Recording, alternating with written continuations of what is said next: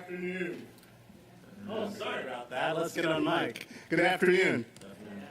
All right. By the way, that was the first time I've seen an audience so attentive to that announcement. Very good. Good afternoon and welcome to the regular meeting of the Savannah-Chatham County Board of Education being held on today, April 12th, 2023. We remind you that as a courtesy, this meeting is being streamed live and can be viewed by visiting www.sccpss.com. I would ask Mrs. Olivia Hale-Miller, our board secretary, if this meeting has been advertised in accordance with the requirements of the law, and she assures me that it has. If you'll now stand with me, normally at this point we would have a school group singing the national anthem. However, we had some technical difficulties with the school arriving. Please still stand.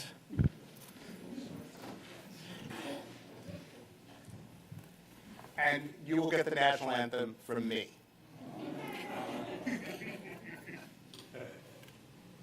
Oh, say, can you see by the dawn's early light what so proudly we hailed at the twilight's last gleaming, whose broad stripes and bright stars through the perilous fight on the ramparts we watched were so gallantly streaming, and the rockets rockaway, the bombs bursting in air gave proof through the night that our flag was still there.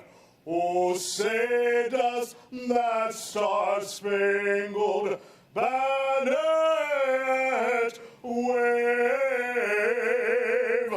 o'er the land of the free, the home of the brave.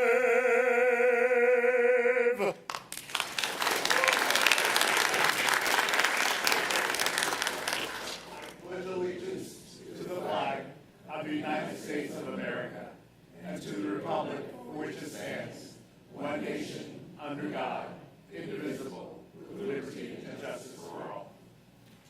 Thank you. Be seated.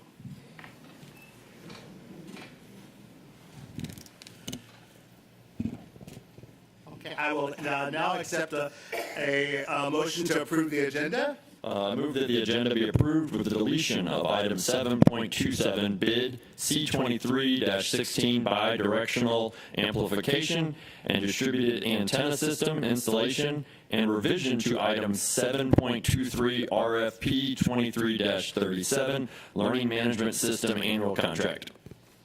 Thank you.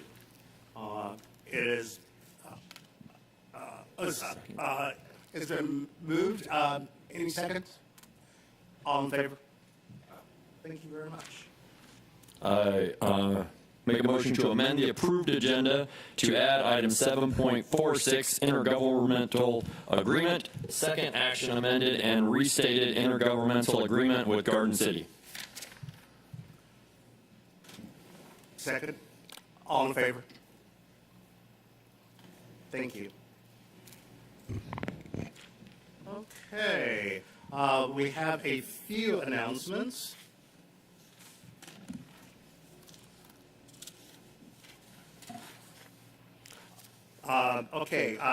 We'll have a public hearing on the budget Wednesday, April 26th, here in the Whitney Building at 6 p.m. There is an audit committee meeting on Thursday, April 27th, here in the Whitney Administration Building. And we have a Capital Improvement Committee meeting on July 26th at 9 a.m. Yes. And we're also going to have a budget committee meeting on Wednesday, May 10th at 9 a.m. Prior to the informal board meeting. Thank you. Thank you very much.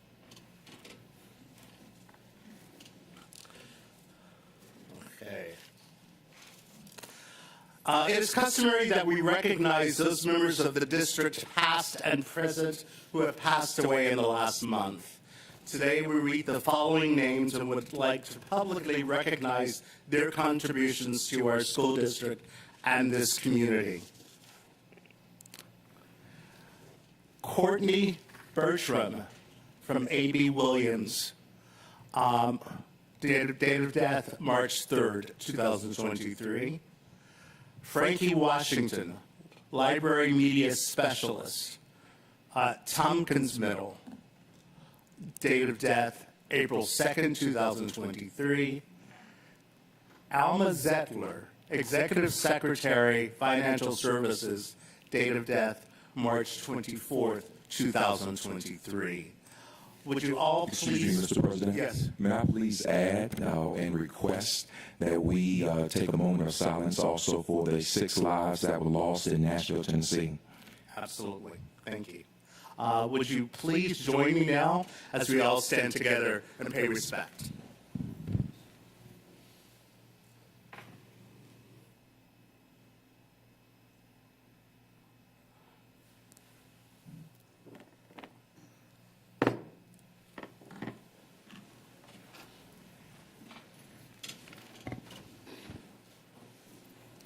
We will now have the Superintendent report. Good afternoon, Mr. President, officers, and members of the board. It's my pleasure to offer the Good News Report and the Student of the Month report for this month.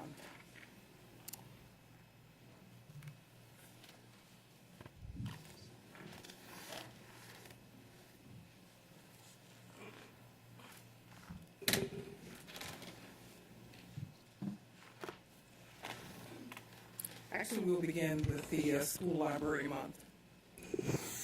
Thank you for making that adjustment. Mr. Johnson will read our proclamation for National School Library Month. Thank you. National School Library Month Proclamation. The theme for the National Library April 2023, there's more to the story, promotes the idea that libraries are places to get connected to technology by using broadband, computer, and other digital resources. Libraries also offer our students opportunities to connect with media, programs, ideas, and classes, in addition to books. To recognize the valuable contributions of our school library media technology specialists, the Board of Education would like to proclaim the month of April 2023 as National School Library Month. Thus, be it resolved that the following proclamation be adopted. Whereas April 2023 has been designated the 38th Annual National School Library Month, and whereas school libraries provide materials for teachers and students that will encourage growth and knowledge, and whereas school libraries provide materials that will develop literacy, cultural, aesthetic appreciation, and ethical standards, and whereas school libraries provide materials that reflect the ideas and beliefs of our American culture and world heritage, and whereas school libraries provide books to encourage students to read for pleasure and are considered a fun place to go, and whereas school libraries provide materials to meet individual needs, varied interests, abilities, socioeconomic backgrounds, and maturity levels of the students served. And now, therefore, be it resolved that the month of April 2023 be proclaimed National School Library Month. Proclaimed this 12th day of April 2023. Mr. Roger Moss, Board President, Dr. M.M. Levette, EDD, Superintendent. I'd like a second, please. Thank you. All in favor? Thank you. We are pleased this afternoon to have the following staff members join us, and we will ask them to come forward as we call them to shake hands with everyone in the horseshoe here. Joey Johnson from White Bluff Elementary, Ms. Morris from Godly K-8, Ms. Prosper from Coastal Middle, Ms. Tomlin from Woodville Tompkins, Ms. Brunn, Instructional Technology Lead Program Manager, and Kelly Shea from Jacob G. Smith Elementary.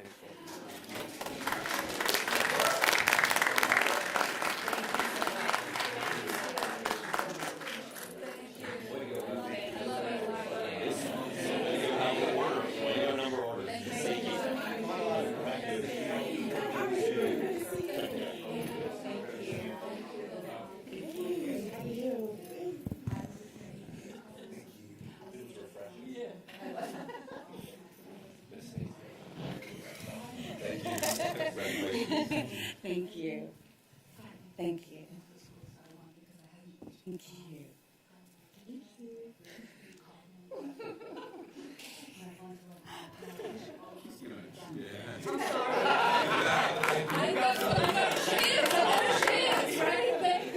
Thank you so much.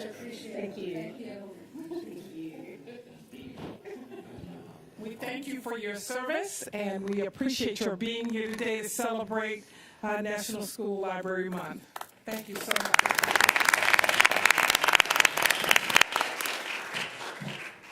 With the help of my colleagues, I am now ready for the Student of the Month. It gives me great pleasure to introduce you to yet another one of our super scholars. Our student for the month of March is an 8th grade student at HES K-8. Her accomplishments include high honor roll, art medals, and she's currently enrolled in high school Spanish, as well as high school courses for 9th grade literature composition and Algebra 1 honors.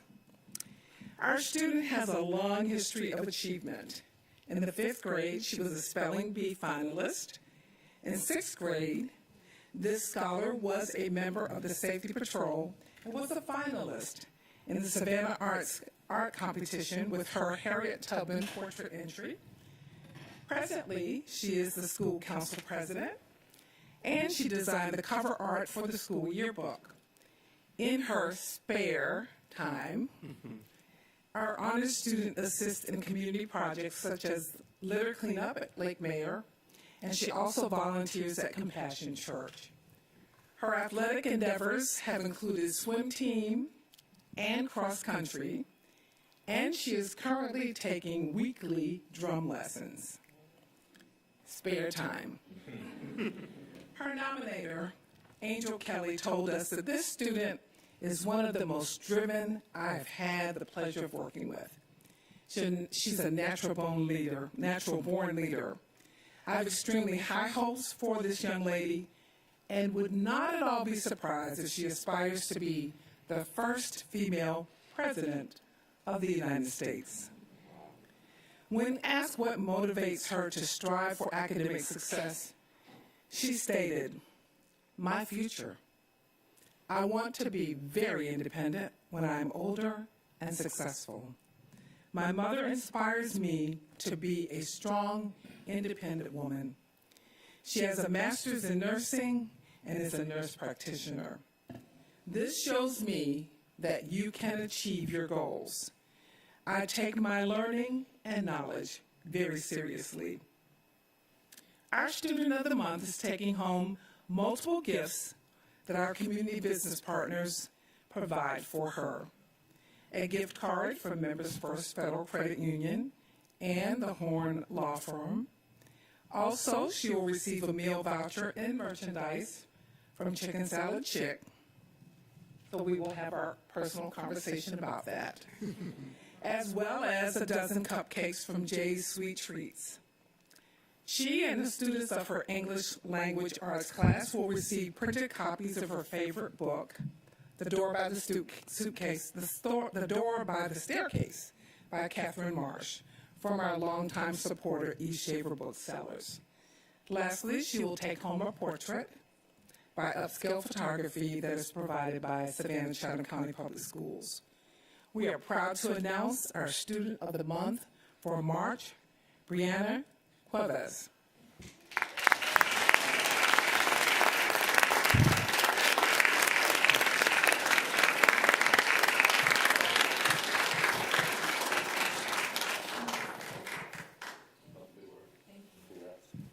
Thank you. Congratulations. Congratulations.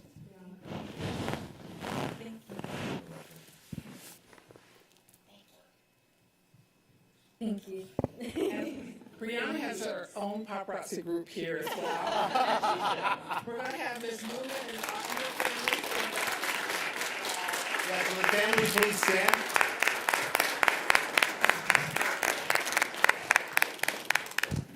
We are always excited to celebrate our scholars, and we're especially excited when they can come and join us at these meetings and hear how much their excellence and their commitment to excellence is valued.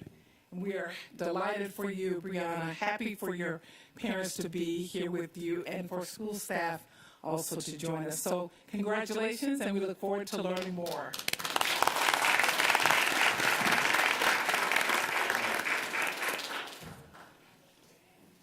This is indeed the best part of the meeting. We look forward to learning more about each of our scholars that we have the opportunity to highlight.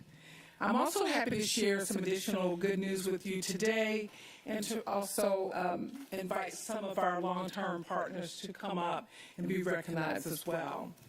We want to offer, again, congratulations to Woodville-Tompkins Spanish teacher, Bertha Delgado.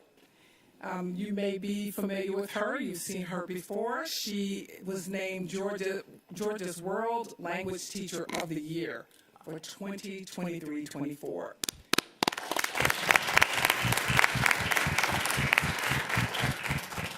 She received this honor at the Foreign Language Association of Georgia's annual conference.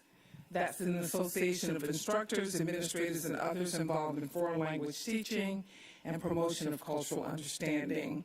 The Teacher of the Year Award recognizes teachers who strive to enhance students' interest in, acquisition of, and proficiency in a second language. She's won multiple awards before. It seems like every year we hear something about her scholarly achievements, and we're always delighted to recognize achievement of our staff. Two of our students were named winners in their divisions of the 13th Annual Leopold's Creative Writing Contest in 2023. The theme of this year's contest was courage. Reagan Holden, a 9th grade student at Woodville-Tompkins, won the 9 through 12 grade division, and 8th grader Brianna Jones of the E-Learning Academy was named the winner of the 6th through 8th grade division. Leopold sponsors the contest every year in collaboration with Live Oak Public Libraries. The winner in each division is awarded an ice cream party for his or her class. It was our honor and privilege to welcome the United States Air Force Honor Guard drill team to Beach High School for a special performance on March 15th. The United States Air Force Honor Guard drill team is a 22-person unit based out of Washington, D.C., that travels the country displaying the precision drill at its finest. Beach High School was selected as the first high school in the state of Georgia to view this performance, largely based on the number and quality of students in the Air Force JROTC program at Beach. The students were enthralled with the performance and got to spend time talking with the drill team after the performance to learn more about their jobs.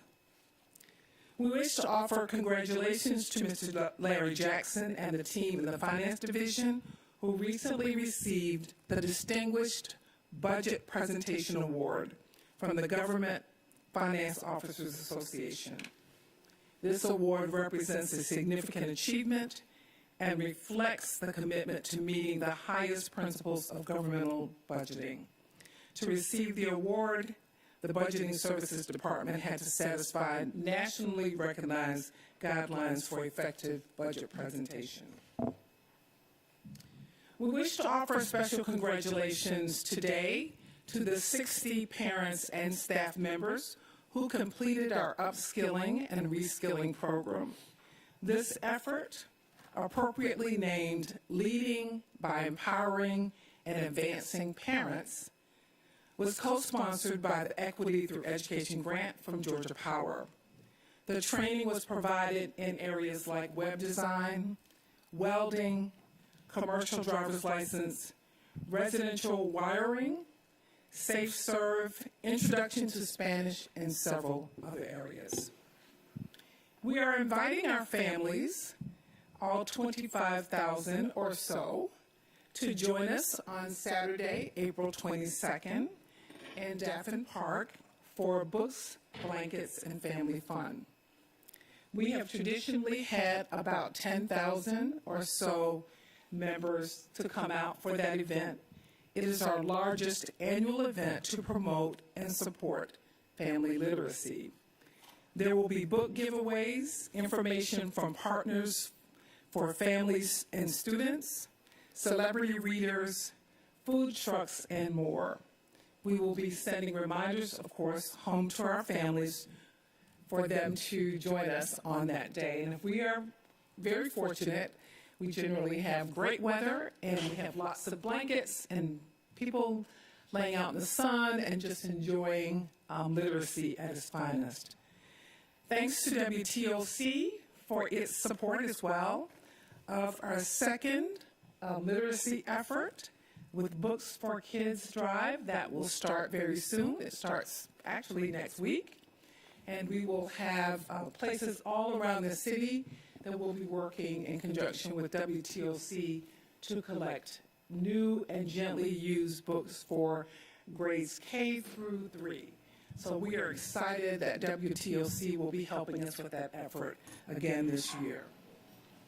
Please join me in giving a big round of applause to all of our awardees and those we're recognizing so far.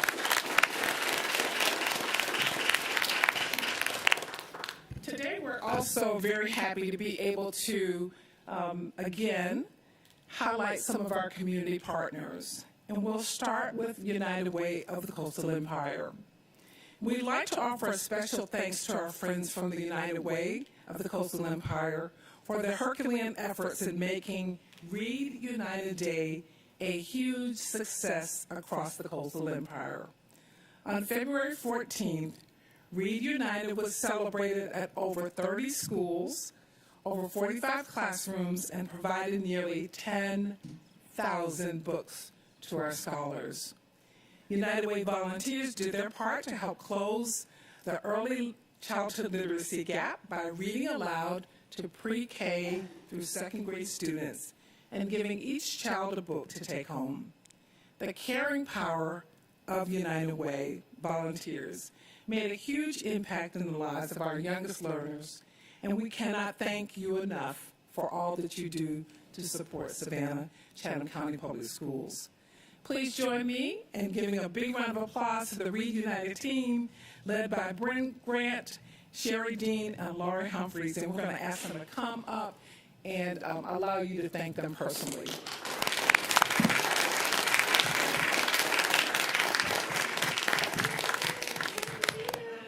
Thank you. Thank you, Ms. Sherry.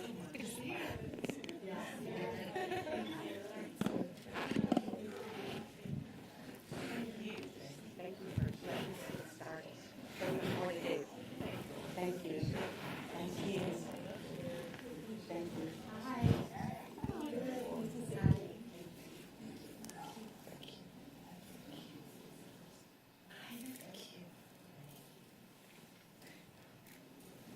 And while they have done a great job with Read United, we don't let this opportunity go without thanking United Way for all that they do for us. They work with us on several different efforts. Today we're singling out Read United because it was clearly a Herculean effort. They did that work across Chatham County. We were a part of it for this year. This is our first year being a part of Read United. And to be in that many places at once and coordinate the effort really took a lot of work. So thank you again.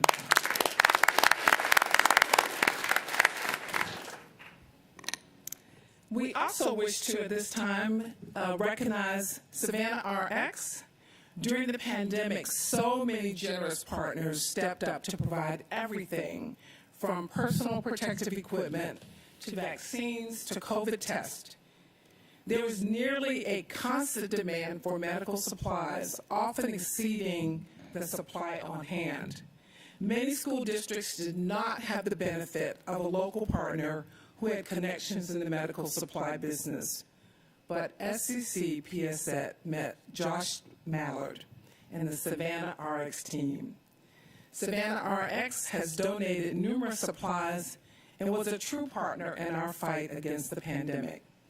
Their support as a community partner continues even in the post-pandemic era with medical supplies for our medical allied students and donations of COVID-19 tests that have been instrumental throughout this school year for our staff.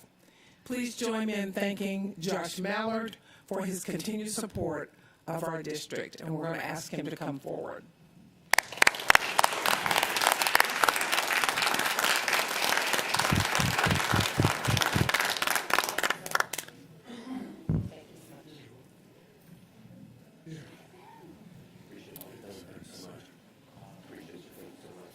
Thank you so much.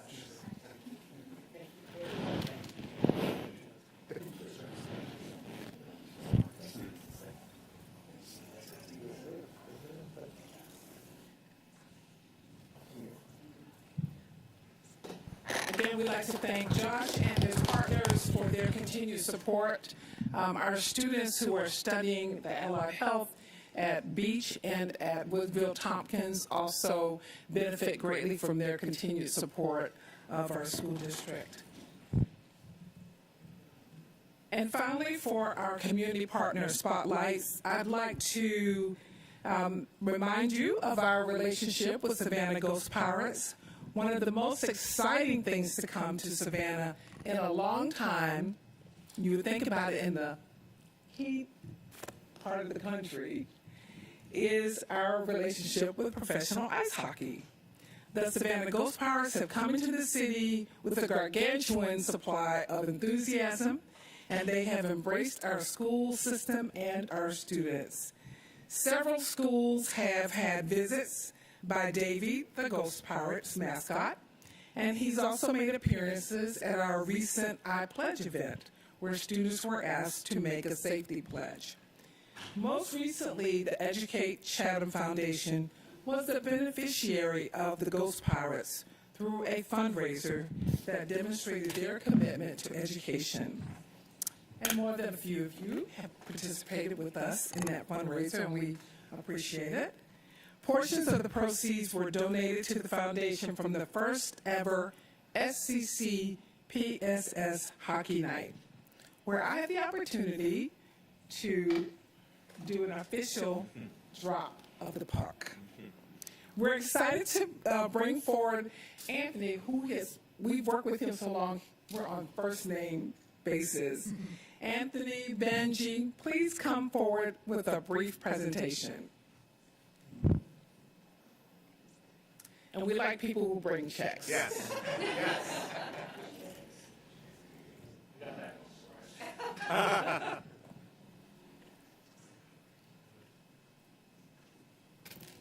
I just wanted to thank you guys so much for embracing us. And this is my 9th season in hockey and been across the nation. And I can honestly tell you, I've never been anywhere where you walk into schools and you just feel the energy and the enthusiasm to be there. And to interact with your staff, your students, it's been so wonderful all year long, whether it's the mascot going in to the kindergarten, the first grades, or the players going to read books. It's been just so amazing to be able to just entertain and just be part of your school system. So on behalf of all our organization, we just want to thank you guys for opening your arms and letting us be part of that, because we understand what you guys are doing, or you're shaping the minds of tomorrow's Savannah. And just from being in the schools and just seeing everything, I can tell you that I'm so excited to see where the city's going, just from just interacting with your faculty. So thank you so much for making this first season so memorable and just letting us let the kids shine at the games and sing in front of 7,000 fans. So thank you guys so much. And if there's ever anything we can do, we're just literally, if you call, text, email, smoke, whatever we got to do, we will absolutely make sure we're down there to help the schools and our students. So thank you guys so much for having us here today. And he really does respond to the emails and smoke signals. He does respond to those as well. Thank you, Anthony. Thank you so much. All right. Yes. That's what I learned in the picture with you guys. All right. Well, why don't we all stand? Thank you for coming out as well. You were so amazing. I expect to see you back. Okay? Of course. In my jersey, mind you. Well, you were doing it.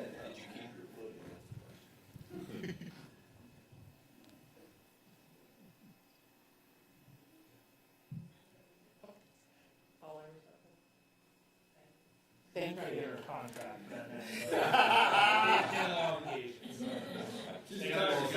Exactly. Thank you.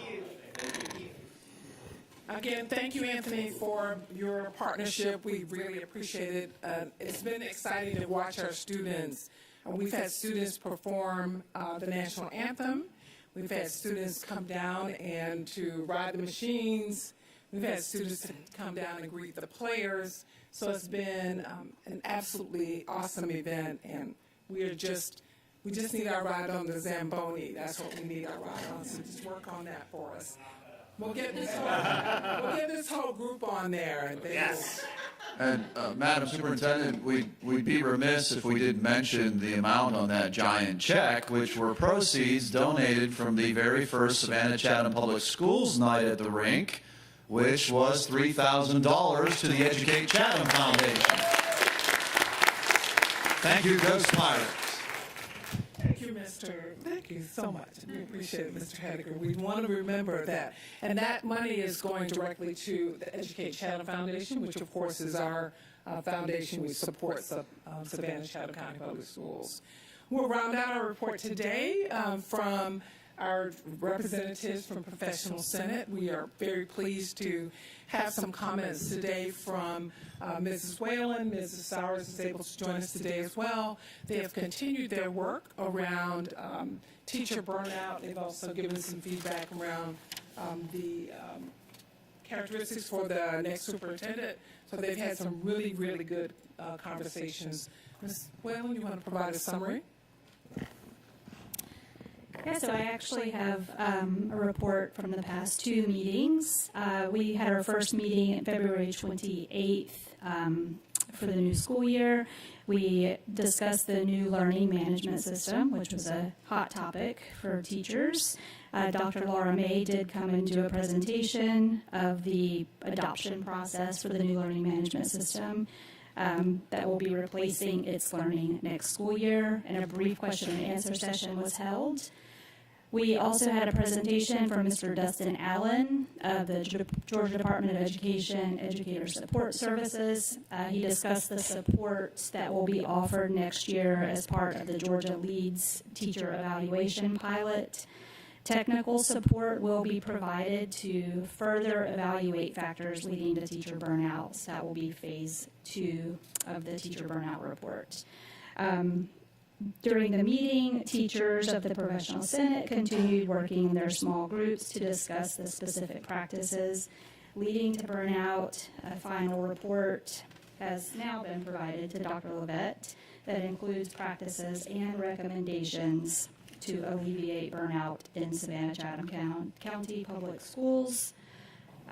Additionally, the instructional support staff held small group discussions. Nurse Sowers. The instructional support personnel continued discussions focused on how to make positive changes in our area of work.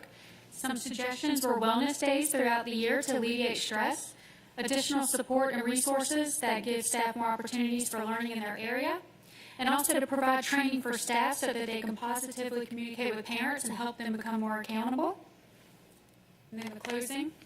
Elizabeth Whalen closed the meeting by asking if any members of the Senate would like to continue small group discussions in March. Several members indicated the desire to meet. A small group Senate meeting was scheduled for March 23rd, 2023. The meeting was adjourned at 5:15 p.m. And a second small group meeting was held virtually March 23rd, which was the date of the board retreat. We did have a district representative, Dr. Michelle Panton from Human Resources, came and supported the small group. We had 5 teachers, mostly comprised of special education teachers. So they held a really rich discussion about the specific instances that they experience that are contributing to burnout. So we did recommend to Dr. Panton that the phase 2 of the teacher burnout really should include some special education teachers so that they kind of deal with their own sets of issues. So the meeting was closed, and we will have our final board meeting April 18th at 4:15, where we will welcome all of the board members to attend. Thank you very much for your report. We appreciate the work that you continue to do. As I advised We have shared the report with the academic team and certainly with our principals as well. We'll have a full conversation with them about it. And we also want to make sure that we are giving attention to those practices that have, in fact, proven to reduce the stress, not only on teachers, but on all employees. So while we've given great attention to our teaching force, we are continuing to look at wellness efforts that must be in place for all employee groups. We appreciate the work that you've done. And Mr. President, officers and members, I've concluded my report. Thank you very much. Mr. Hediger. Thank you, Mr. Board President. Moving on with the agenda into Board of Education matters, we do have a host of policies to review. Most of these are 4-year reviews. We do have one second reader, which I'll explain when we get to that on the agenda. First one, item 6.01, is Board Policy JQK. This is a 4-year review on our exchange students policy. We did think that in some of the language, primarily on the regulation side, that we added some clarity in there to make sure that individuals understood that this program is not a program for the awarding of a diploma. Also, that we are committed as an agency to provide culturally immersive opportunities for exchange students in our American schools as a part of our program. And then some other updates to current best practices, regulation changes primarily.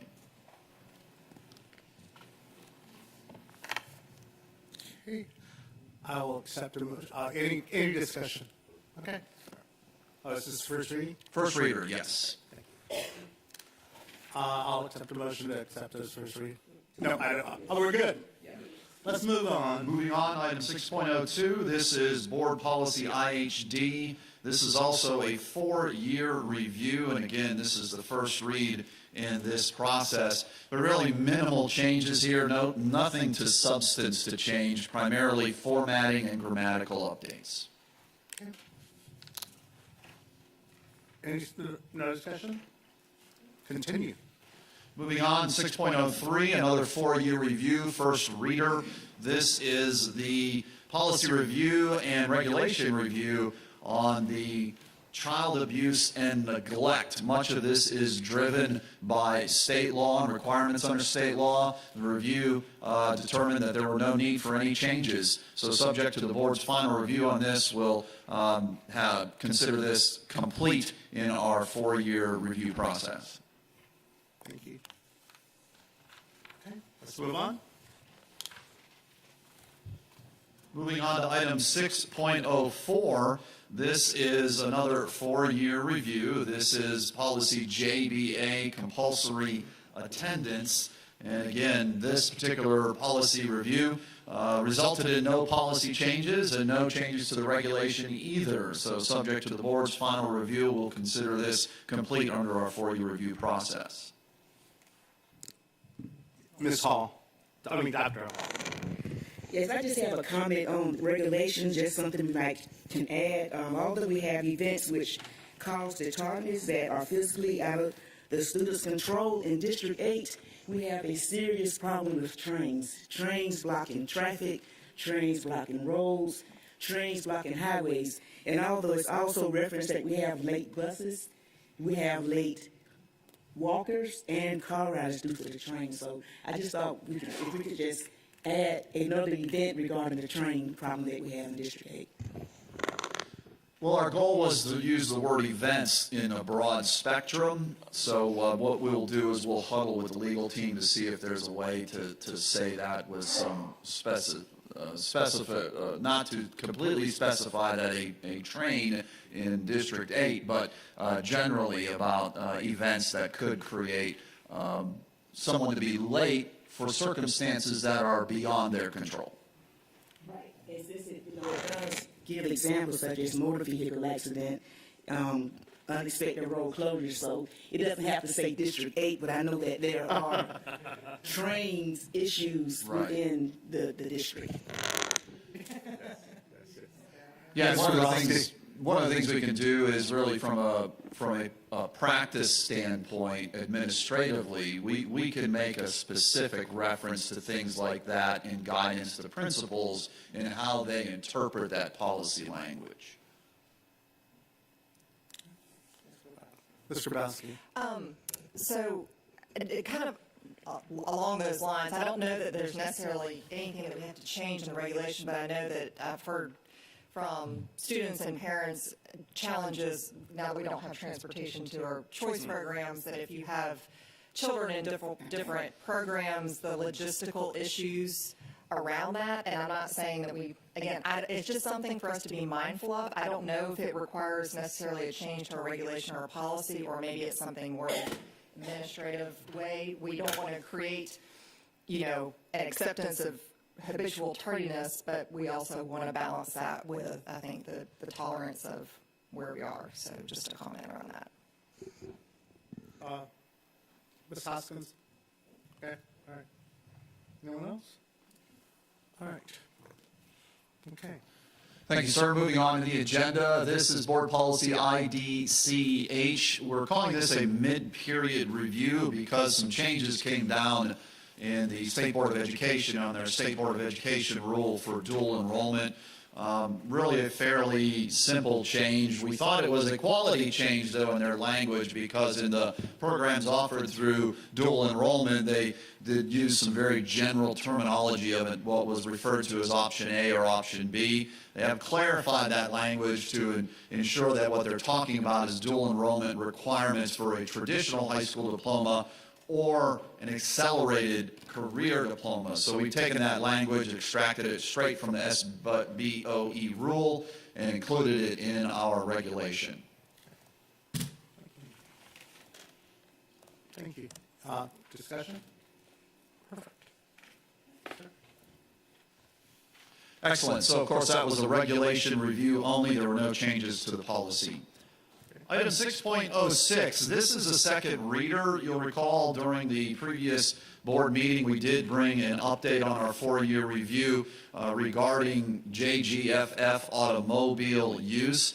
Typically, this would fall in the consent agenda. When we went back and we had some feedback from the board on the first review, we recognized that some of the language and how we reference registering a vehicle was a little misleading with where someone might think about an actual vehicle registration, and that's not what that is. Of course, the students would have to have all of that information, but what we want is the students to register their vehicle with the school for the privilege of parking on campus. And that's been explained with a little more clarity in the language. In doing that, we also recognize that much of the language on the policy side was really regulation language. So there's a lot of red copy. That's why we wanted to bring it back to the board so you were fully aware that the only tweak is the clarity on the student registration of their vehicle with the school for the privilege of parking, and that the other changes are to take language that was in the policy and put it where it should reside in the administrative regulation.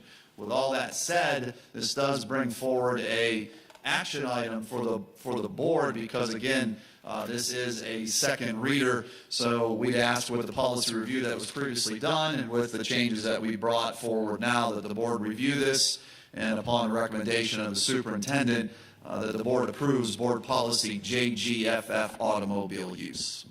So moved. Second. So moved and seconded. Discussion? And the maker of the motion? Yes. No? The seconder? Was there a second? Yes. Okay. All right. So the maker of the motion and the seconder not having any comment, I'm fine with this policy. I just had a question about, I just want to know, are there any schools that are actually charging a fee? Okay, I see a parent nodding head like, yes. Okay. She's like, yes, they are. So I understand expenses may be incurred. Is there a limit on what that fee can be? And that may not need to be in the regulation, but just what do we know about how the fees are being experienced? Is there anything that we need to know about that as we're looking at the regulation? So we'll have that discussion with high school principals. It's been a long time since I've collected what those various fees are. Typically, that fee should only really include what it costs or a little bit the decal itself, because they usually make them to be more permanent, the hard plastic decals. But we'll collect that from each high school to determine exactly what those fees are, because it's been years since I've collected them. Thank you. And when you do that, and when we talk about it again, can we get a short description of what the student parking experience is? Like condition of the lot, crowding, like, you know, what's the experience of the customer, you know, getting the decal? Okay. Thank you. Okay, any more discussion? Okay, it's been moved and seconded. All in favor? Okay. Okay, good, I'm sorry. All right. It is passed, 9-0-0. Final item for the board's action under Board of Education matters. This is the annual board's vote on the Georgia School Boards Association legislative positions. The board did discuss these positions during the board's spring retreat. If you'll recall, by annual protocol, the GSBA brings this forward and has a deadline just before May for boards of education as a group to agree on their legislative positions. That goes forward and is discussed extensively in the June summer meeting, which is held here in Savannah, and it also provides the platform for the remainder of the year as they move about and work with other boards of educations across Georgia. So the board has previously reviewed this. It's been provided in your board packets and has been posted publicly to the Board Docs website, and now comes forward for the board's final review and action. Thus be it resolved that the GSBA 2023 legislative positions be supported as printed by the Board of Education. I'll accept a motion. It's been moved and seconded. Discussion? And I just want to commend the staff on doing an excellent job generating this. We experience this process every year where we give thoughtful consideration to what is happening with our decision makers. And this is an extraordinarily good job of articulating a lot of different priorities, some of which are borrowed from our leadership with our sister boards in the state, but just really good job, really good document, and thank you. Anyone else? Okay, it's been moved and seconded. All in favor? That's 1, 2, 3, 4, 5, 6. Opposed? Okay, abstain. So it's 6-2-1. Thank you. That completes the Board of Education matters. Turning the agenda back over to the board president for your consent agenda. Okay, everyone has read the consent agenda. I will take a motion to accept the consent agenda. But, wait, both halls, Dr. Hall and Ms. Hall. Okay. Any discussion? Okay. All in favor? 1, 2, 3, 4, 5, 6. Opposed? Abstain. All right, 6-2-1. Thank you.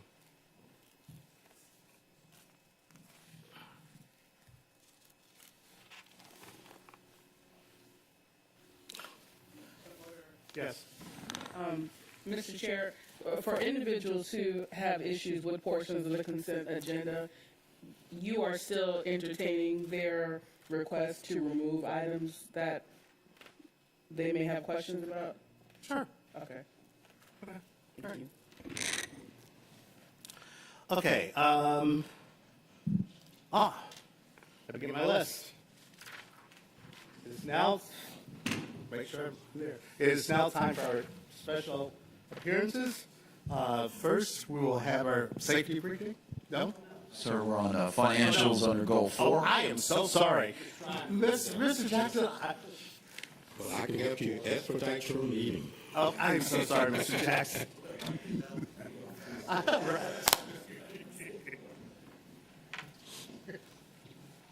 so sorry. Please do that. What I bring before you are the financial statements for the period ending February 28th, 2023.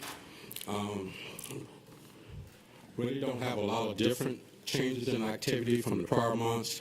In the general fund, local property taxes are currently 63.1% of the budget, which is a little bit lower than last year of 63.7%. But we think the final collection will be close to the budgeted amounts. Total general fund actual revenues are 63.3% of the current modified budget as compared to 63% last year. As far as expenditures in the general fund, actual expenditures for teachers are 53.2% of the current modified budget, which is a little bit lower than expected of the 67% for this point of the year. Other support salaries are 44%, which is lower than the expected range of 60 to 67%. But I believe most of the board members realize the challenges that we have in finding staff to work for the district along with other employers. Total actual general fund expenditures are 53.5% of the current modified budget as compared to 62% last year. All of the other programs, the grants and funds are pretty much in line. We're still finally making some adjustments to Title II. I believe we're pretty much on target there. I believe we have all of those adjustments in. The fund that we normally highlight just for information is school food service, which is Fund 600.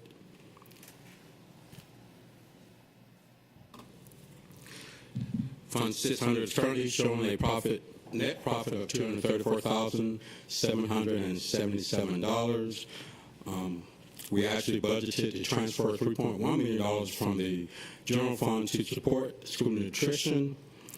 $2.1 million of this transfer has been recorded as of February. Revenues will decrease next month due to the spring break and significantly in June while salary expenditures continue. However, there's no other concerns of activities in the school food nutrition or any of the other funds. Or any questions at this time for the financials?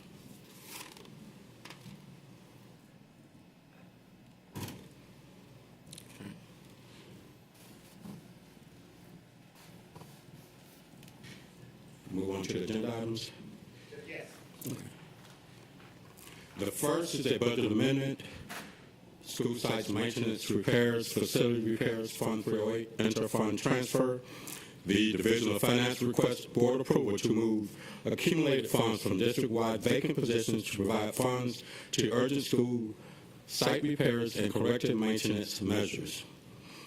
In the chart below, we're moving $3 million from vacancy accumulations in Fund 100 to a contribution to account line, and also amending the budget in Fund 308, creating an operating transfer in the amount of $3 million, and creating an other expenditure account line in the same amount of $3 million. Thus, be it resolved upon recommendation of the superintendent that the board approve the budget amendment shown in the above amount of $3 million for capital projects to support urgent school site repairs and corrective maintenance measures.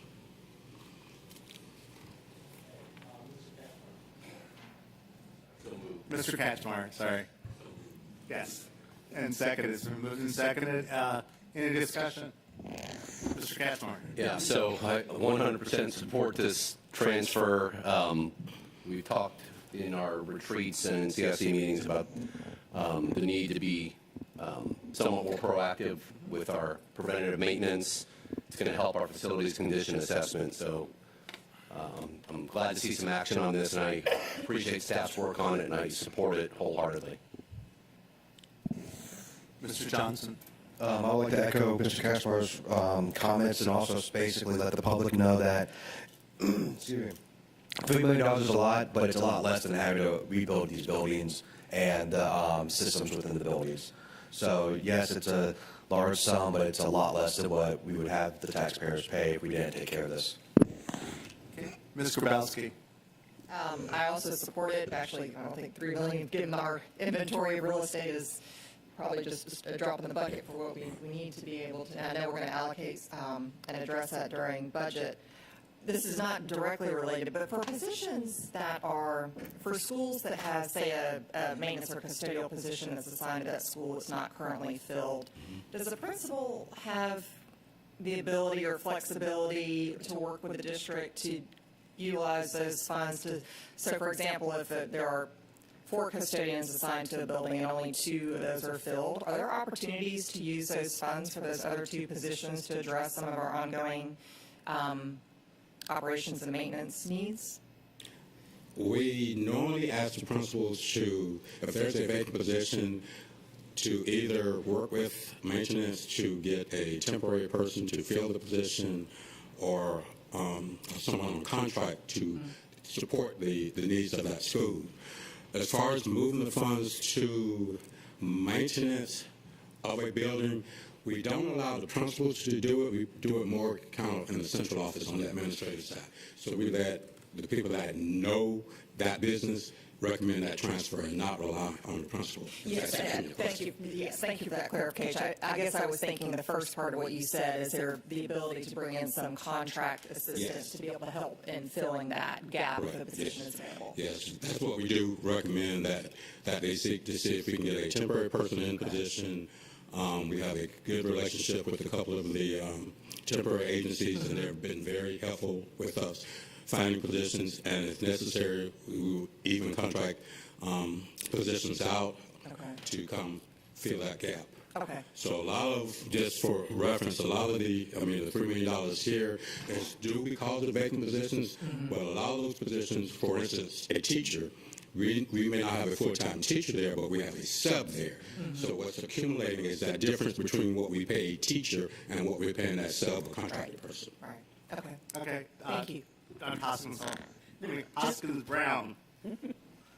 That's all right. I just want to say good job on adaptive management. You can't pivot like this and use unspent monies to take care of an immediate need if we are not keeping good daily books. Anybody who's trying to manage a grant hasn't gotten a reconciliation statement. They don't know what they can do because they don't know what they have spent. But because you guys are providing that kind of real-time information, we don't have to take this from anywhere else in the budget. And you also can't do this without talking to site leaders and unit leaders to know how many months has something been vacant, when do you think you're going to fill it. That salary for that back time is not needed, is not coming back. So you can harvest 3 months of time for a 12-month position if you know it's not going to be filled for 3 months. So just really, really good job at being efficient with our existing funds. Thank you. Now, Ms. Hall. Okay. At our budget meeting that Mr. Johnson announced for next month, if we could please, each board member get a copy of how many vacancies we have in each department across our district. I'd like to see that. I'm looking at the forms. Thank you, Mr. Hediger, for giving us these, and I see many vacancies just here, but this is just in leadership. So if we could get that information, how many vacancies we have in each department across the district for our budget meeting, I'd appreciate it. Yes, ma'am. Any more? Yes, Dr. Hall. I'd like to say that I'm glad that you all explain things in buckets, the different funding sources, so that the public can get a great understanding as to what funds can be used as far as vacancies are concerned for maintenance, as opposed to state funds versus federal funds. Correct. Because we do have federal vacancies, and there's no way you can use that for what we're doing. So I appreciate how we explain things with the buckets, to explain the funding sources and what can and cannot be done. Thank you. Anyone else? All right. It has been moved and seconded. All in favor? All right. I like that. 9-0. Thank you very much. Continue. Okay, the next item is a budget transfer in East Plus 3. Staff requests the following budget transfer within East Plus 3 K through 12 budget. Funds to be transferred to K-12 expendable non-computer equipment account from K-12 classroom office equipment furniture account. The K-12 expendable non-computer equipment account is used to purchase furniture, fixtures, and equipment costing less than $5,000 per unit cost. FF&E to include student desk, teacher desk, chairs, etc. In the chart below, you see that we're transferring $2 million from furniture to a non-computer equipment account in the amount of $2 million. Thus, be it resolved upon the recommendation of the superintendent that the board approve the transfer of funds to K-12 expendable non-computer equipment account from K-12 classroom office equipment furniture account for the purchases of items $5,000 or less per unit cost. Okay. Yes. I'm making the motion. And Mr. Johnson seconds. Any comments? Questions? Wonderful. It's been moved and seconded. All in favor? Great. 9-0. Thank you. 0. Continue.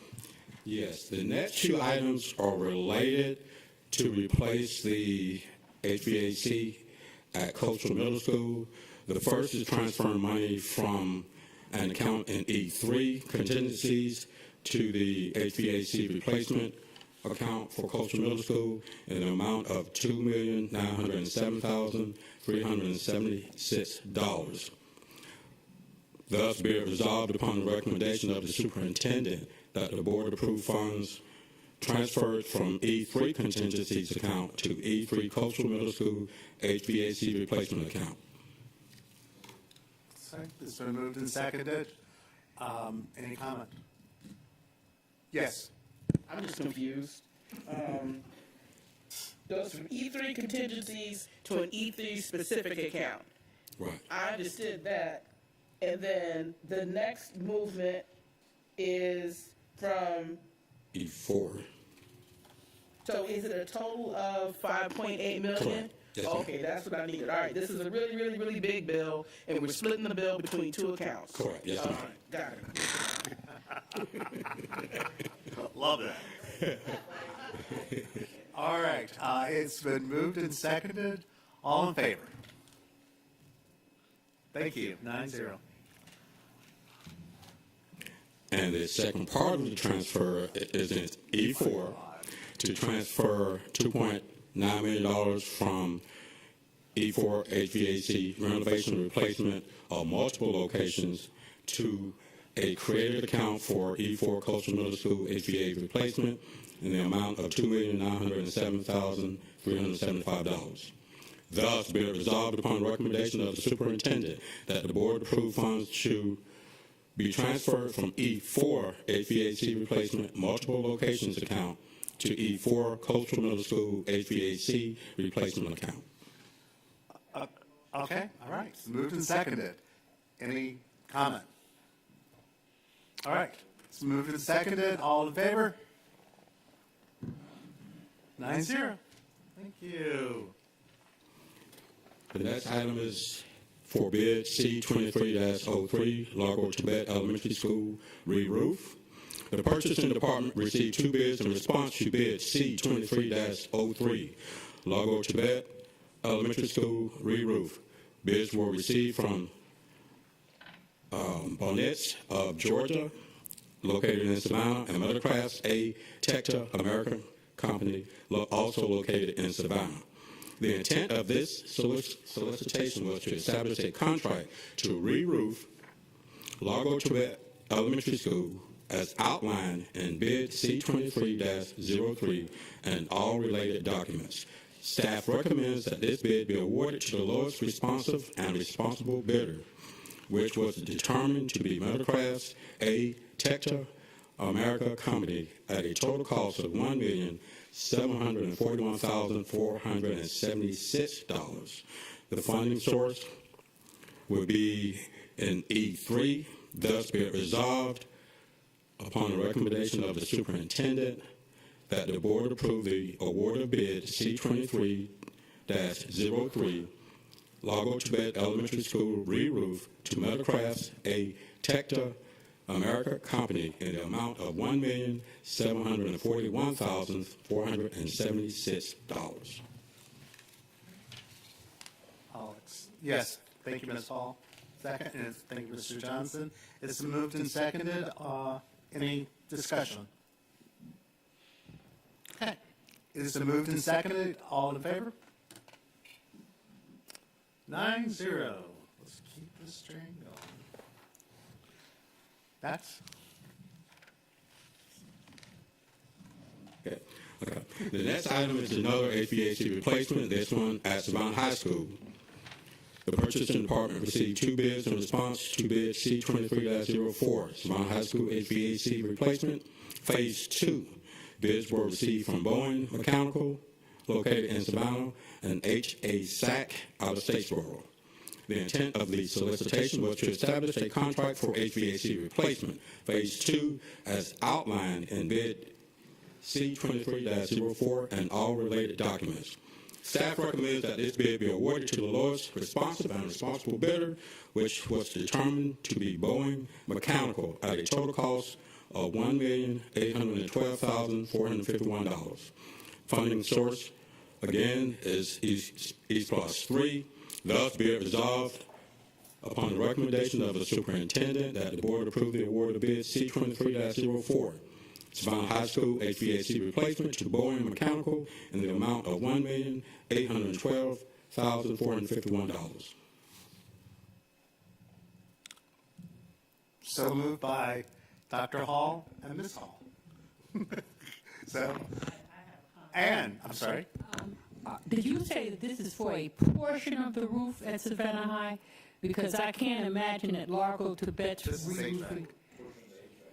This is HVAC. Yes, this. There's Phase 2 of Phase of two. the project, yes, ma'am. All right. Of how many phases, Mr. Jackson? That is a good question. I'm sorry, Ms. Miller. I don't want to get to phase 10 and Yes, sir. can't Yes, sir. All right. All right. It has been moved and seconded. All in favor? We have 8 and 1. 1 is absent. Just 8-0-0. Okay. Okay, the next item is Sourcewell contract, CPI charging station for electric buses. The district is requesting approval to use Sourcewell contract 042221 CPI to purchase 12 dual-port EV charging stations with the Express Plus system and 1 standalone DC fast charger from ChargePort Incorporated for the 25 electric buses that were awarded under the EPA Clean School Bus Program.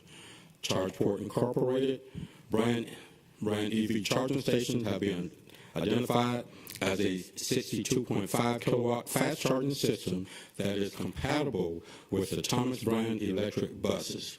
ChargePoint EV chargers were determined to be the best overall value for the district.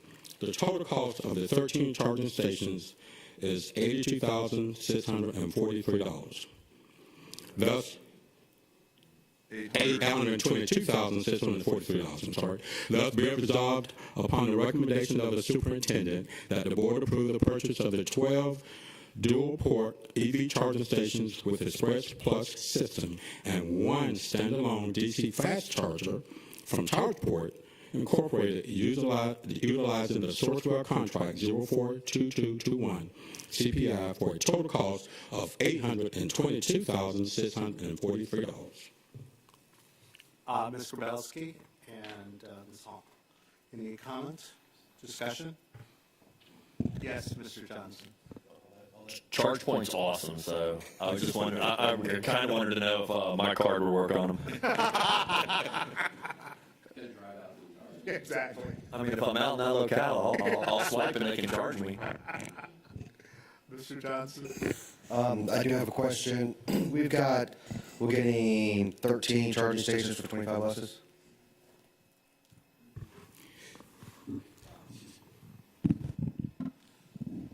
These are the ones that we're purchasing from the grant. Okay. There'll be additional ones that will be purchased from the transportation budget. But along with the buses came allocation of funding for charging stations.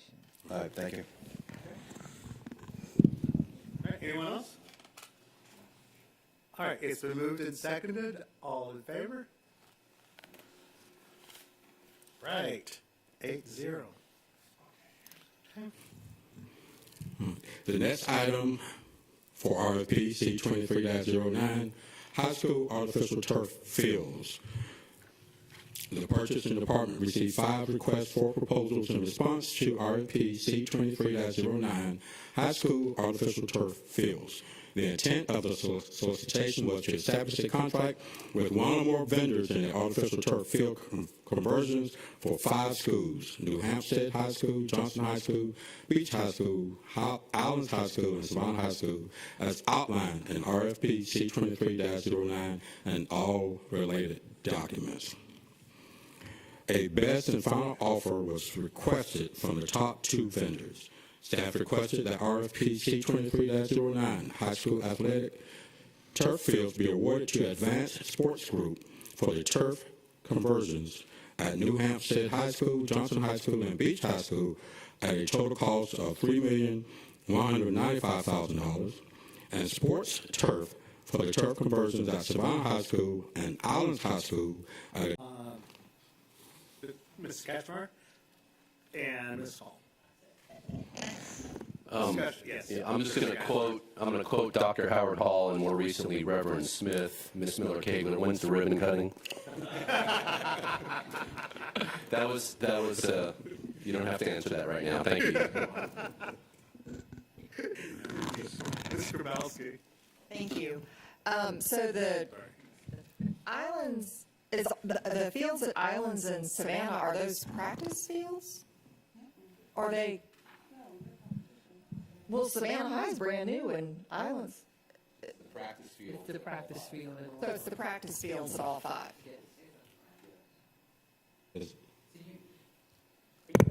You're asking, is the turf going to be laid on those practice fields at those 2 schools because they already have stadiums that Yes, have ma'am. turf, correct? That's my question. Yes. Okay, so this is for the practice fields at those 2 schools, and it's for the competition facilities at the other 3? So Are those all of them practice? that are receiving the turf utilize them for practice fields, but you may see competition as it relates to JV games and some others being able to be played, as well as some of our middle schools could utilize them. Okay, thank you. Anyone else? Yes, Ms. Hall. Yeah, I'd just like to state that we've been asking for that for a long, long time. So my other comment is, Ms. Kegler, when is the ribbon cutting? All right. Dr. Brinkman. I'm surprised that Mr. Kachmar didn't bring it up, but this seems like a lot of money spent, but it's money spent up front on massive amounts of cost saving on turf replacement every couple of years, and the management and upkeep of that turf and safety. So please remember that this has cost savings embedded in the initial expense. Well, since sorry, Dr. Hall. Yes, I'm excited about this, and this is needed. Being a mother of a former All-American football player, let me tell you, holes on practice fields, injuries, ants, it's been awful. So to have this happening now is just really a time to celebrate, and I agree when it's the ribbon cutting. And just to jump on Dr. Brinkman's train, the other issues are we were spending a lot of money renting other resources. So now we're going to have in-house capabilities. We now don't have to reschedule things when it's lightly drizzling and deal with degradation from overuse. So there's lots of positives for this. And I noticed we also had a maintenance contract for the turf as well. So we're trying to take care of our existing facilities, trying to improve and upgrade current facilities to lower costs down the road. Thank you, Mr. Cashmore. Those were some of my comments, and this has been a long time coming, and certainly we were waiting to identify the funding. I think along with Dr. Levette and the team, we spent a lot of time researching. Mr. Cashmore did bring this forward quite some time ago. We researched and looked at other school districts, looked at the benefits of moving to turf. So thank you for your patience as we worked through that process.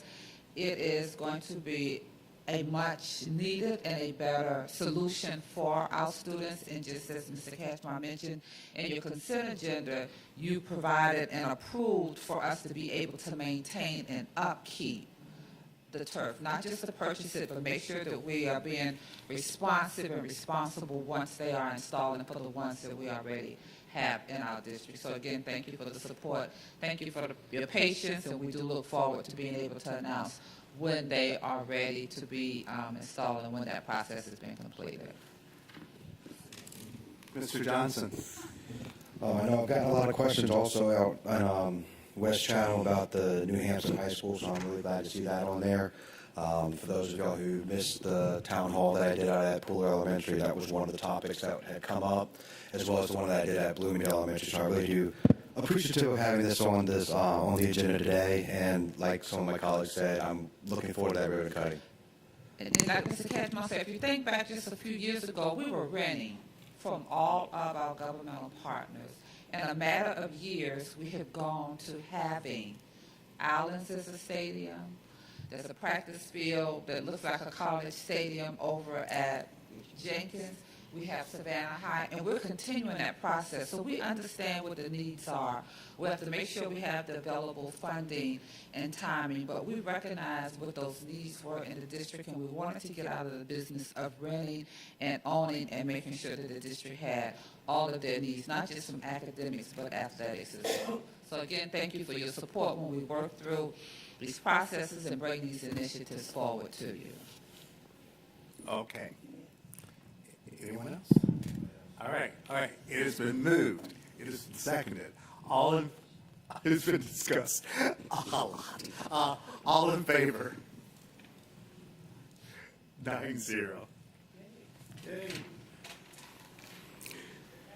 The next agenda item, RFP 23-19, District Copier Fleet Management Services and District Print Center Management Services. This is for the annual contract for copiers in the district. Excuse me if I don't read the entire agenda item, but all the agenda items have been posted on the website prior to this meeting. The purchasing department received 5 proposals in response to RFP 23-19, District Copier Fleet Management Services, Scope 1, and District Print Center Management Services, Scope 2. Offerors submitting proposals were Epic Office Solutions, LLC, out of Tyler, Texas, Scope 1, Canning Solutions America, Incorporated, out of Melville, New York, Scopes 1 and 2, Rico USA, Incorporated, Edson, Pennsylvania, Scopes 1 and 2, and Xerox Corporation, Norwalk, Connecticut, Scopes 1 and 2, and HP Incorporated, Palo Alto, California, Scope 1. Staff recommends award of a contract to Rico USA Incorporated for Scope 1 and 2. Total estimated annual cost for Scope 1 is $610,838. Total estimated annual cost for Scope 2 is $620,354. General fund is the funding source for the copier lease rentals. Thus, be it resolved upon the recommendation of the superintendent that the board approve the award of RFP 23-19 District Copier Fleet Management Services Scope 1 at an estimated annual cost of $610,838, and District Print Center Management Services Scope 2 at an estimated annual cost of $620,354 to the firm Rico USA Incorporated for an initial 1-year period with the option to renew for 4 additional 1-year terms. Motion, Mr. Johnson. Second, Mr. Cashmore. Any discussion? Hearing none. All in favor? Vote is 8-0-0 with Mr. Moss out of the room. Next is component change order number 1, Windsor Forest High School, J.E. Dunn Construction. On February 2nd, 2022, the board approved the award of RFP C22-05, Construction Manager at Risk, CMR, for the Windsor Forest High School replacement to J.E. Dunn Construction Company, Incorporated, with an initial stated cost limitation not to exceed $53,200,000. Staff now recommends the board approval of component change order number 1 for the Windsor Forest High School replacement, and the superintendent supports this recommendation. This component change order is awarded within the stated cost limitation for the project. Thus, be it resolved upon the recommendation of the superintendent that the board approve component change order number 1 in the amount of $18,771,014 for early site work, foundations, and steel purchase bid package for the construction of the Windsor Forest High School replacement to J.E. Dunn Construction Company, Incorporated. Okay. Moved and seconded. Comments? Discussion? Ms. Hall. I'm wondering if we need to table this item for a few months. I'm just teasing, Mr.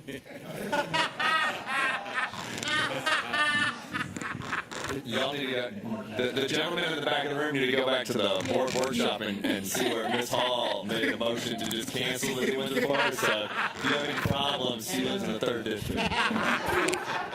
Please keep that off the record. Anyone else? Okay. It's moved and seconded. All in favor? Great. 9-0. Nice. It's a done deal. Yes, sir. And the final item is the Georgia Power contract, HVAC renovation and replacement for Cultural Middle School, which is the contract for the 2 transfers that the board approved earlier. Thus, be it resolved upon the recommendation of the superintendent that the board approve the contract with Georgia Power for HVAC renovation and replacement for Cultural Middle School for a lump sum pricing of $5,814,751. Moved by Mr. Johnson, seconded by Dr. Hall. Discussion? Okay, it's been moved and seconded. All in favor? 9-0. Okay. All right, good. Next, we have appearances, but first we have to have our safety briefing. Good evening. Oh, there he is. Please remember that the most useful comments are those that are related to matters of policy over which the board has jurisdiction. Speakers have a minimum of 3 minutes in which to speak. At the direction of the board chairman, that time may be lessened due to the number of speakers signed up and the agenda of the meeting. See Board Policy BCBI, Public Participation in Board Meetings. All comments shall be made in a professional manner that is not disruptive to the meeting. Guests should avoid name-calling toward staff, board members, and should avoid using profanity. Please follow the instructions of the board chair who presides over the meeting. The board chair reserves the right to call to order anyone out of orders, who violates the rules of the public appearance. The board further established rules of conduct according to Official Code of Georgia 20-2-58C3 through board policy.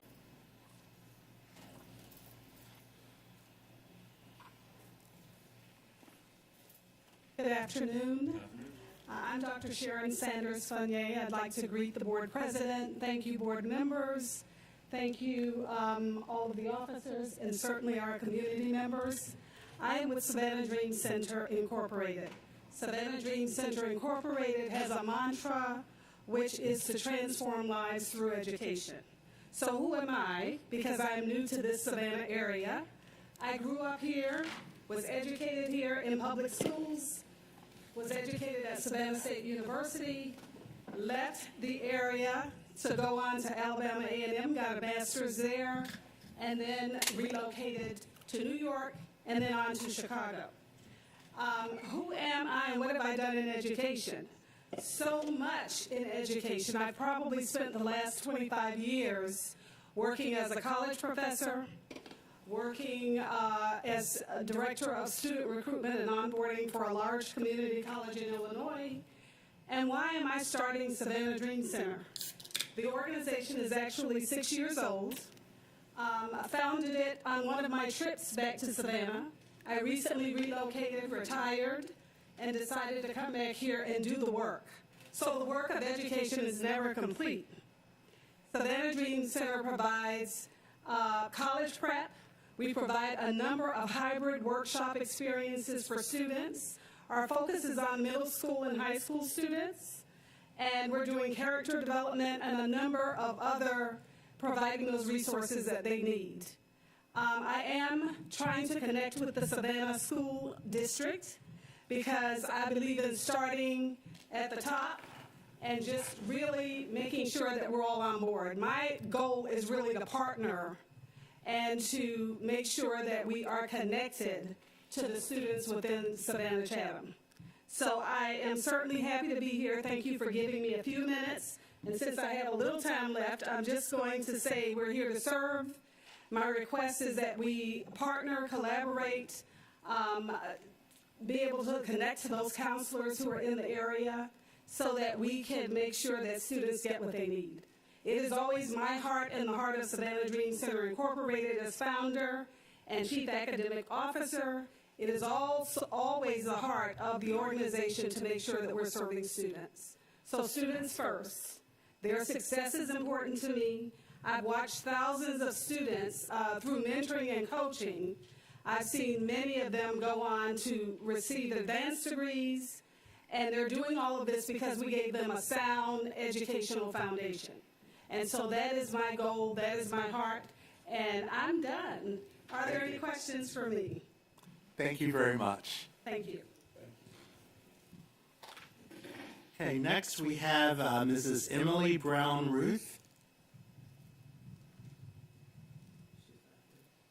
Is Miss Emily Brown Ruth here? Okay, all right. All right, next, Miss Stephanie Morgan.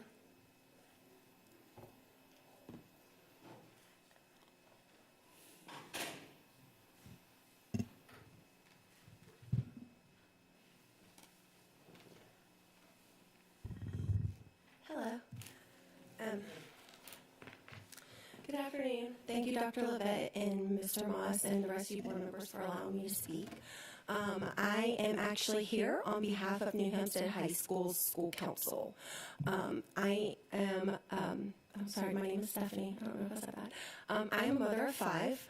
I have one at New Hempstead High School, 3 at New Hempstead K-8, and one that will be at New Hempstead K-8 next year in the pre-K. I am here because we are requesting for y'all to prioritize a fence around our school. We need a perimeter fence, and at the least, we need gates on both sides of our school, enclosing both of our parking lots, our student parking lot and our teacher parking lot. From what I've heard, our school council hasn't really asked for much over the years, but a fence has been a concern and expressed multiple times and multiple years by our principal. Our school council decided that it was time that we brought this issue to your attention. A fence, sorry about that. What a fence and gates will do is it protects our children, our teachers, as well as our teachers and students' vehicles. Y'all kind of touched on the student parking. I can answer questions about that because I just did that because I have a new driver. It's sitting in a parking lot that is not protected. So what was the purpose of the permit? It protects our school's property, which y'all also touched on, the new turf that you're going to be putting in. And we have actually had many unwanted visitors who like to drive around our school just because they can. We've also had people, if you go to the back side of our school, there's a very large wide sidewalk, which is meant for our children to be able to walk on. But we've had cars drive across our school, once again, just because they can. On occasion, you can go to the back of our school where our practice fields are, and you can see that people have drove on our track. I'm pretty sure y'all don't want that. I do know that security and safety is a big priority for our district. I do know that. Thank you. So I would like for y'all to take this into consideration. Thank you very much. Thank you. And if you want to leave that with the officer, leave your comments with the officer. Yes, please. Yeah. Thank you. All right. Next, we have Ms. Beth Madaroni.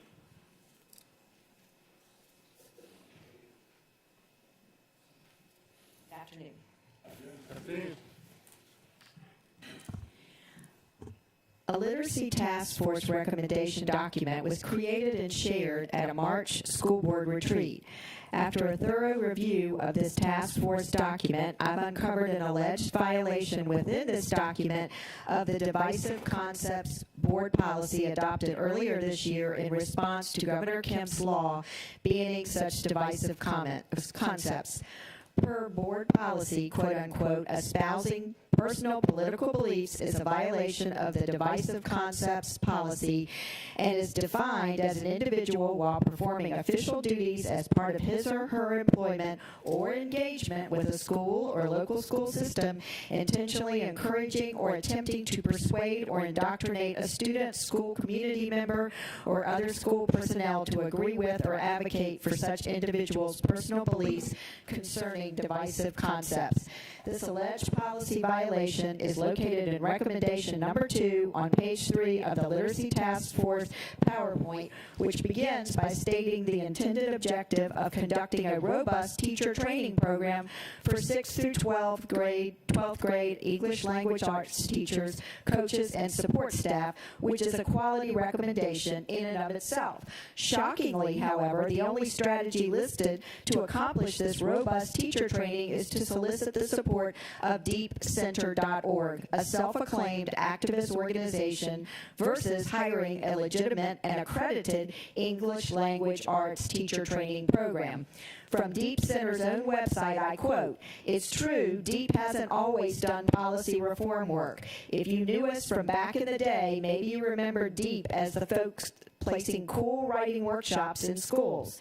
Deep began actively investing our time and energy into the push for policy reform in 2018, unquote, per director of Deep's Center Public Policy and Communications, Coco Pappy, who develops Deep's public policy and advocacy positions, as well as working as the organization's lobbyist.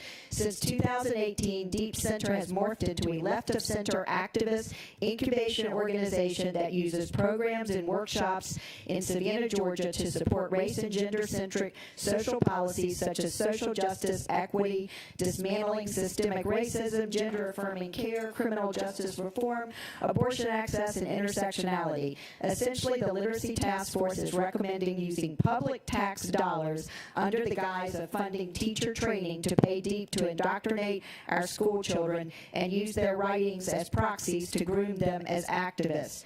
I'm asking parents to reach out to me immediately for help with filing a complaint against the school system for this alleged violation of the school board divisive concepts policy relating to past and potential future partnerships between Savannah-Chatham County and Deep Center. Thank you.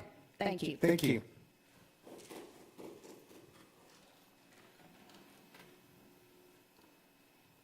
Okay, Mr. Rick Rooney.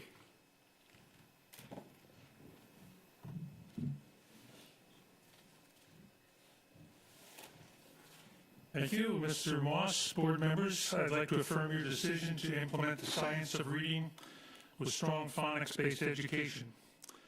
To reinforce this decision and perhaps help with your next step in implementation, I'd like to give you a short case study of reading education in Bethlehem, Pennsylvania. In 2015, 44% of Bethlehem's third graders were not reading at grade level. Jack Silva, the district's academic officer, decided to investigate what to do to improve those results. Silva and his team looked into the research regarding how children learn to read. As a result, they discontinued the balanced literacy whole language programs the school system had been using for years. They replaced them with a science of reading program with heavy focus on phonics. They started with extensive training of school principals, followed by kindergarten teachers. Next, they trained first and second grade teachers. After year one, the percent of kindergartners who met the reading readiness benchmark for first grade rose from 50% to 80%. When teachers saw the results of teaching phonics, many of them said they realized they'd never learned how to teach reading. Many felt guilty for not having taught their students how to read over the past years. In response to this teacher guilt, the district adopted the slogan, "When we know better, we do better." Fast forward to 2022. Bethlehem's third grade reading proficiency was 84%, up from 44% in 2015. They had several schools that were at 100%, and the district now sees 100% as an achievable goal for the whole system. Silva was quoted as saying that for years, Bethlehem had excused the lack of reading ability of a high percentage of its children by saying the kids were poor, they were minorities, they were raised in poverty, they had poor family structures, etc. What they discovered was that the children weren't learning because they weren't being taught correctly. Now they are, and the results are extremely impressive.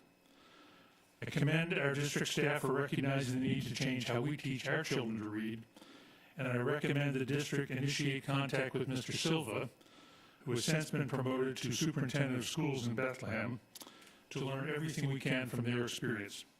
And I'd be happy to share references for this case study if you'd like. Thank you very much. Thank you.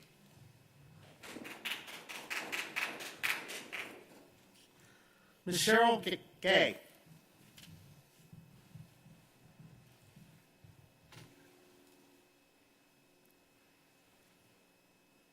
Good afternoon.